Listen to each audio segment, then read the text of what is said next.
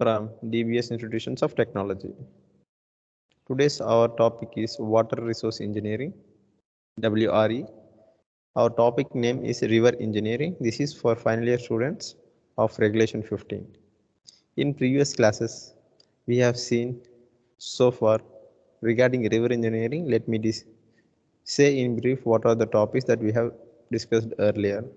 They are classification of rivers, meandering, cause of meandering, basic factors controlling process of meandering. In that we have seen several regarding meandering itself. As meandering is a brief topic, we have discussed in detail what are those in detail in depth. General features of meandering was also discussed in previous classes. Next, the aggregating type of river and degrading type of river. Cutoff. In cutoff, we have seen their functions, their types, and development of cutoff too. Next, we have come across river training. The classifications of river training works and their works in different ways like high water training, low water training, medium, mean water training. Types of river training works also we have completed. There are several like guide bank system, grayons or spurs, levels, levees or embankments, bank protection, unpitched banks, pitched islands, miscellaneous methods, river training without embankment and bandling too.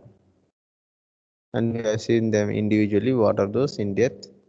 As per our academic syllabus, we have completed. And we have come across grants and spurs too. Today's our topic is dependent upon grants and spurs. The left of topic are special types of grants. We have completed in grayons. So for rippling grayon, deflecting grayon, attracting grayon, length of grayons and spacing of grayons, permeable grayons and impermeable grayons. Now we are going to start our new topic from Dennis grayons. Let's see what is meant by grayons. They are special types of crayons, first provided at Okla Barrage and then at Nagora Weir. The Narora Weir, the crayons are earthen embankment projecting from the marginal bund. The head of crayons has T shape, of which the front perpendicular arm, about 100 meter in length, was parallel to current. A longer portion of the head is on upstream. They are saying the longer it is in the shape of T, the longer portion would be 100 meter and the long length would be towards upstream, so that it looks like a reversed L. The head has a slope on both sides and is heavily protected by stone. It is heavily protected by stone from the both sides, from this side and this side too. They are spaced 800 meter apart. They are spaced in diagrams are spaced 800 meter apart. The spacing is 800 meter they are mentioning. The T heads are on a straight line or on a regular curve along 6.4 kilometer length upstream and 25.6 kilometer length downstream of headworks at Narora. They are explaining the work that was happened in Narora in detail, how they was constructed and how they were particularly used. This grants aim at an economy in the use of protection stone, since only 100 meter length of the crayon would be suffice for a length of 800 meter. When the length is only 800 meter, it is sufficient for protection using stone at 100 meter length to 100 meter length of spacing. Next, Hockey crayon. It is amongst the various designs of crayon heads, a crayon with a curved head. Here they have displayed the hockey crayon with a curved head is termed as a hockey grayon. It increases the attracting tendency of the grayon and is not likely to be helpful for the bank protection. They are saying they are for attracting tendency of grayon and is not likely helpful for bank protection. It is not suggested for bank protection. It is suggested for only attracting tendency. Next, marginal band or levies. We have to see in depth in detail what is meant by marginal band or levies. Marginal band or levee is an earthen like dike constructed roughly parallel to the river rather than across the channel. They are saying the marginal bands are constructed perpendicular to the river. They are not along the river channel. Their effects are they used to they helps in increasing the intensity of flood water travel downstream, increases the water surface elevation of the river at flood, increases maximum discharge at all points downstream, and helpful at increase the velocity and scoring action through levied action. Finally, last two, they are helpful in the decrease the surface slope of the downstream above the levied portion. They also increases the flood peak and decreases the valley storage. Let's come from top to bottom and discuss in detail what are those. They are saying it helps in increasing the intensity of flood water traveling downstream. When there is a stringent of water at there itself, it develops a flood at such a area, so it is very clumsy, so it increasing the flow of water to the downstream, and also it increases the water surface elevation of the river at flood. It also increase maximum discharge at all points downstream, and etc. Let's see what are the planning of levee. Planning of levee is designed in such a way it is very peculiar to be adopted. They are like it should be a planned with the following points as consideration. First point is levee should be provided on areas which are lying low and hence the danger from the flood is pronounced. A sufficient channel must be provided in levees. Sufficient channel must be provided in levees to transmit the design flow with a reasonable freeboard against wave action. We are doing this against wave action, so there should be a proper planning of it. The cost of levee system consists of costs of land for levees and channel plus the cost of levee construction. It is somewhat typical. It costs more land for that, obviously, to have the channel plus cost of levee construction. Hence, the channel width of the levee height combination which gives minimum cost is to be determined by trial. First, they will be checking by on trial basis. Next, they will go for in-depth and they will design as well. Tertially, the levee should be placed on the high ground. Full advantage should be taken of ridges which permit lower levees and better foundation condition. The levee should be tied down to the high grounds. The levee is roughly spaced equidistant from midstream. These are the planning of levee. They are to be laid. And the design of levee would be as following. They are designed by step by step. First by spacing and height has to be designed or to be adopted. The top width has to be designed appropriately, and side slopes are also to be mentioned with proper. And bank width, muck ditch, drain ditch are also to be designed carefully. The design of levee, first we have to see spacing and height. Spacing and height of a levee are interdependent. More height will have levees closer together while lower height will keep them apart.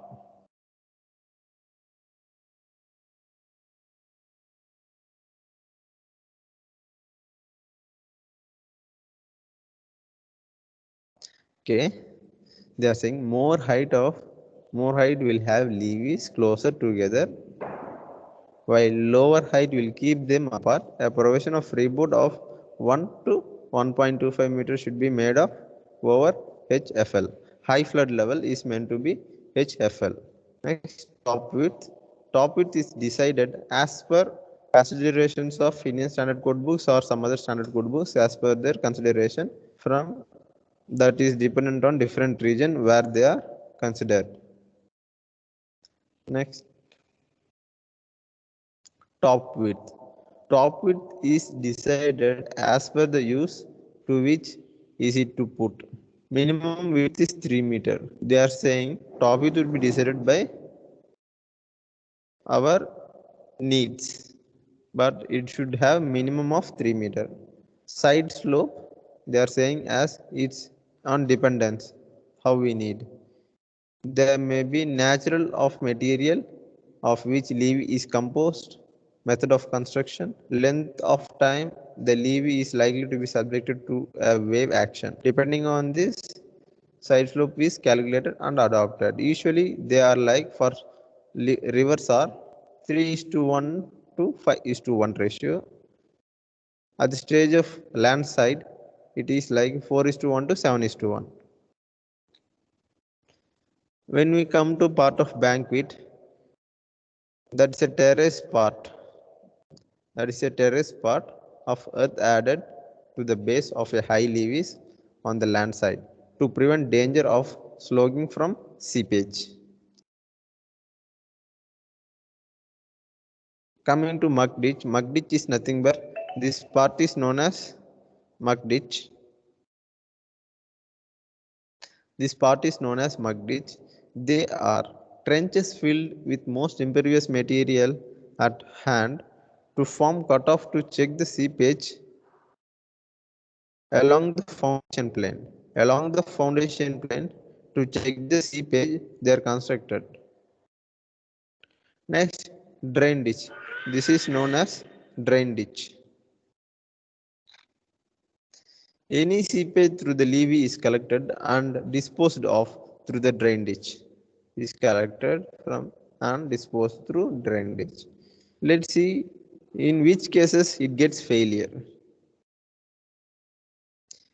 Causes of failure of a levee. There may be many. We can't say failure would cause in such a way, in this way or that way. But some points are considered and given. Let's see what are those. They are like caving of the stream bank may result in undercutting of the river ward toe of the levee. Seepage through foundation material at high stage of river can cause a sand boil and removal of foundation material by piping. Overtopping during overtopping during high floods may cause its ultimate collapse. The foundation may fail due to infiltration and sometimes piping as a result of insufficient cross-section leaks and cracks due to shrinkage of soil and rat holes. This I feel this all these failures are like be manually made or minute consideration that has to be developed by from ourselves to the end to have a careful structure of making a building.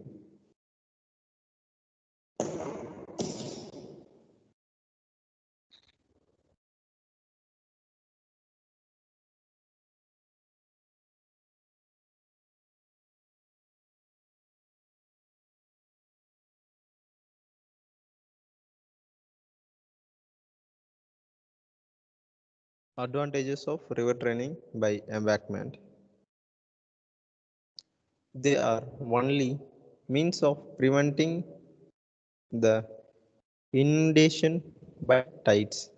For only this purpose, we are using embankment as an advantage. It's a part one. Next, they are initially cheaper in the cost of construction through subsequent raising. May make it more expensive too. On introducing this river training, they are somewhat expensive. Entirely whatever we have seen regarding river training of embankment. The construction and maintenance is easy somewhat. They can be executed in parts, but the ends should be well protected.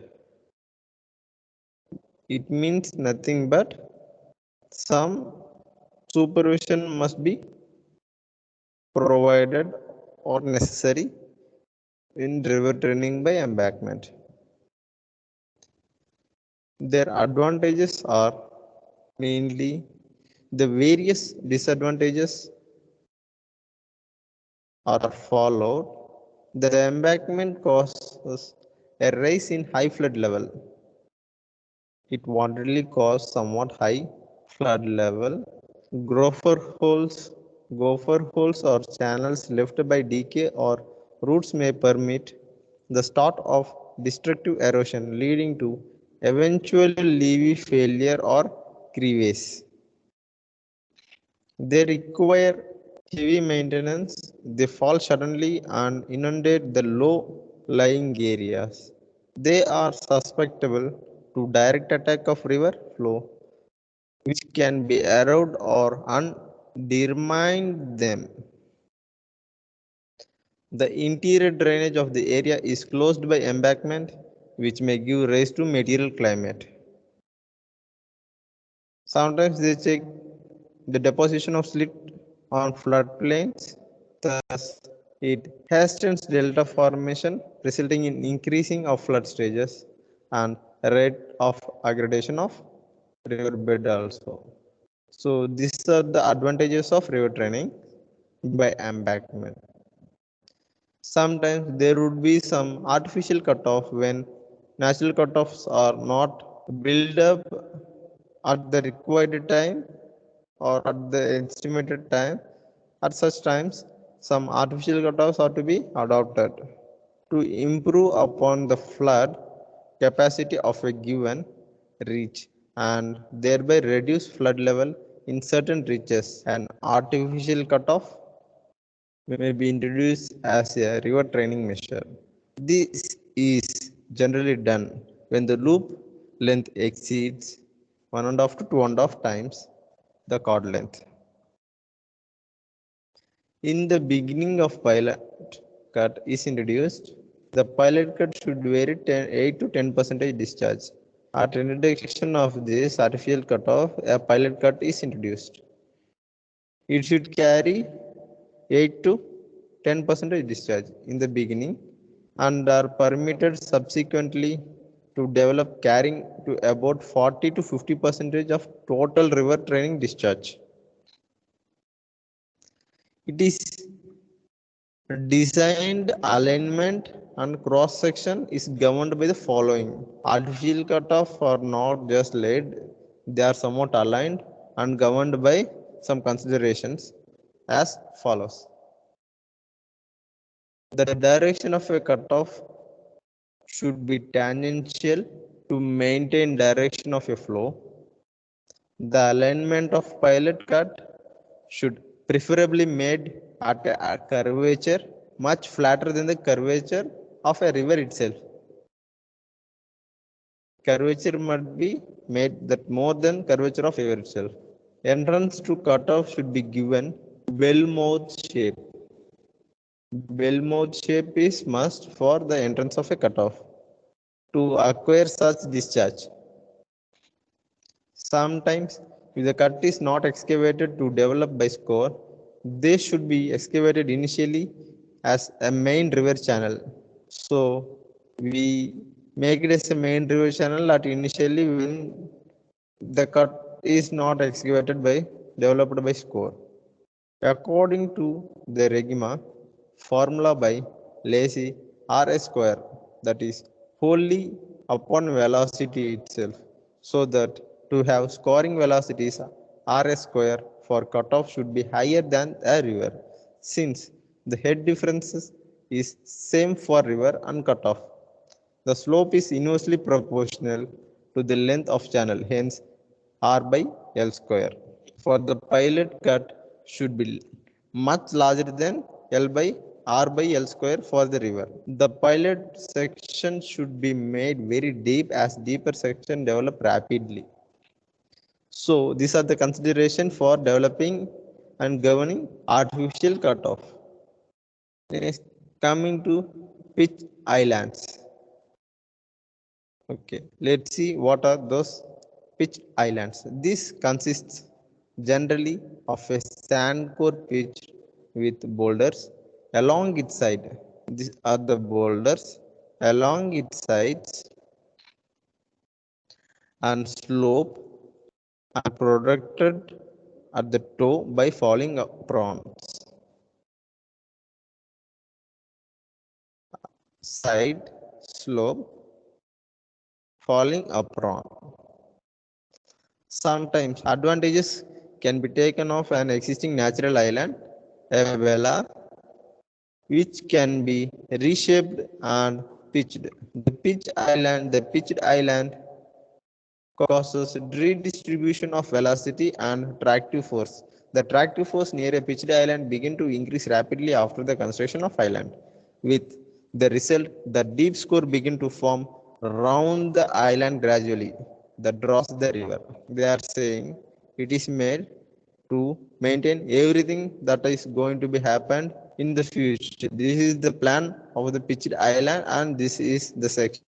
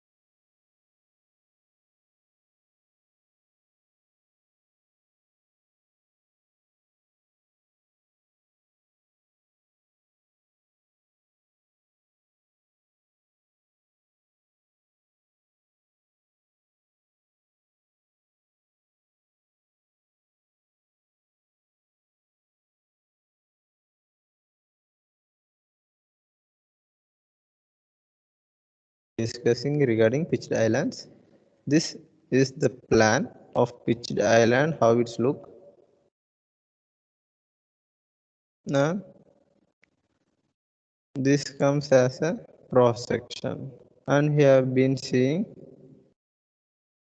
the channel into itself ultimately hands the permanent as a deep score occurs into the vicinity. The boulder pitching and apron have to be designed for maximum score. The maximum score they have given, they have projected with a formula for this of maximum score, that is 2R, where R is nothing but 2, R is nothing but 0.7 Q square into F of whole power 1 by 30. It is used in following some purposes or multiple purposes they have been using, like draining of the river to have an axial flow, rectification of adverse curvature for effective and sand exclusion, improving channel for navigation. In several stages we have been using that. Next, bank protection. If you have any doubts regarding the session that we have discussed right now, please let me know in comments. Thanks for watching.